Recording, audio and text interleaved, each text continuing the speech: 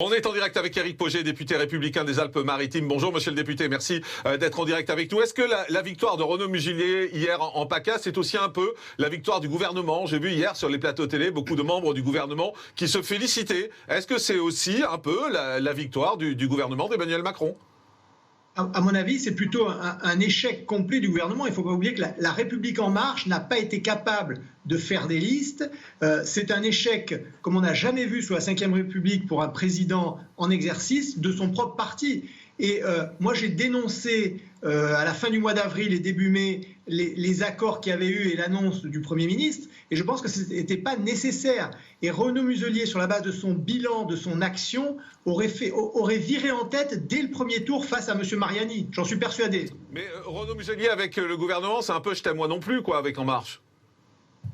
Je pense que Renaud Muselier, pour le premier tour, s'est fourvoyé dans ces pseudo-accords.